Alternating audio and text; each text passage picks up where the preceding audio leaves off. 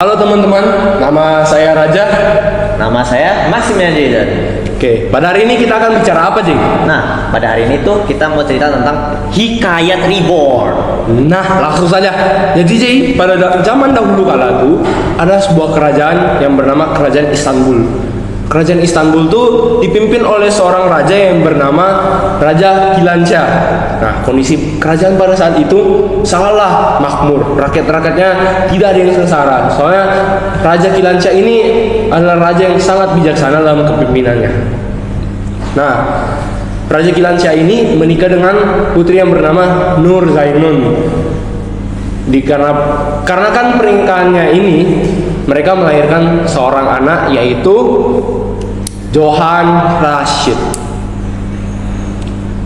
Nah, pada saat kepemimpinan ayahnya tiba-tiba mengalami sakit yang sangatlah parah sehingga tidak ada yang bisa disembuhkan. Wah, terus gimana tuh yang memimpin kerajaan selanjutnya? Siapa ya kira-kira?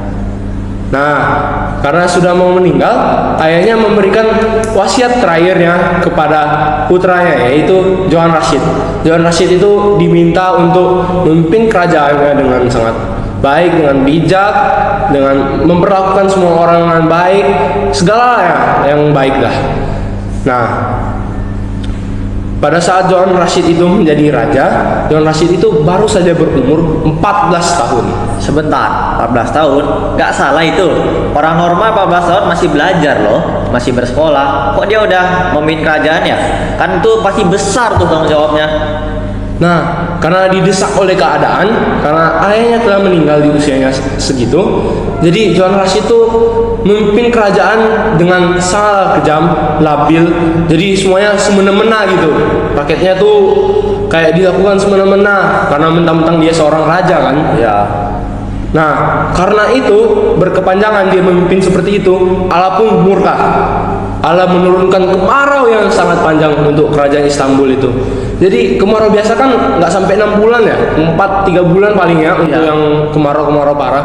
Namun ini bisa sampai 1-2 tahun karena Allah sangat murka. Jadi semuanya rakyat-rakyatnya itu mengalami kesengsaraan, semuanya air tidak ada, makanan tidak bisa tumbuh. Nah, karena kondisi saat itu, gubernur pun sudah menjadi muak. Gubernur-gubernur kerajaan pun berkumpul untuk memikirkan bagaimana solusinya. Dan mereka menemukan solusi untuk menghukum Raja Johann Rashid. Namun, sebelum dihukum, Johann Rashid itu kabur, mengasingkan diri selama 40 hari. Wah, 40 hari ya? Lama juga tuh. Terus siapa ya yang mengisi kerajaan itu? Dan juga gimana tuh nasibnya selama 40 hari? Apakah dia selamat atau mati?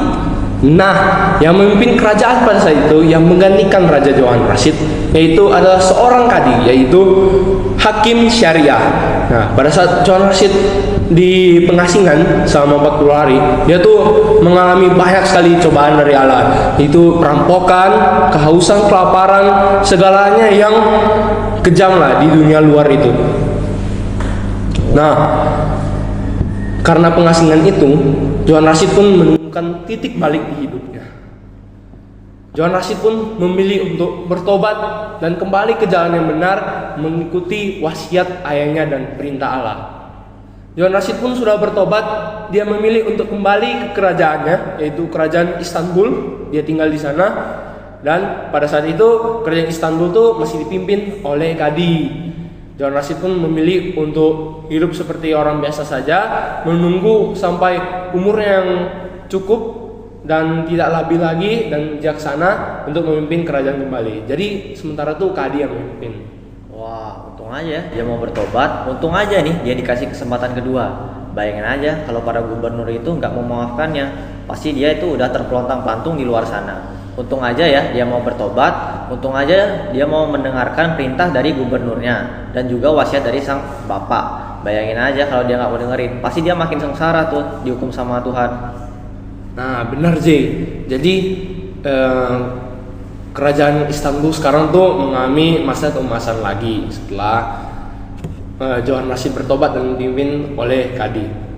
Nah, jadi menurutmu apa nih kesimpulannya? Nah, jadi kesimpulannya itu kita tuh harus bertobat. Kan kita pasti tiap hari melakukan sebuah dosa. Nah, sebelum Tuhan murka dan memberi hukuman kepada kita, baiklah kita bertobat, karena kesempatan itu tidak datang 2 kali. Dan juga kita itu harus adil dan bijaksana. Kita semua itu makhluk sosial, diciptakan sama semuanya oleh Tuhan. Maka dari itu oleh sesama kita itu harus hidupnya adil dan bijaksana. Dan juga kita tuh nggak boleh semena-mena.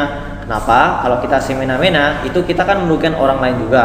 Nah, kalau orang lain rugi berarti kita melanggar perintah Allah. Maka dari itu janganlah kita berbuat zolim. Nah, itu dia teman-teman. Jadi kita itu harus mematuhi perintah Allah, jangan jadi orang yang semena-mena.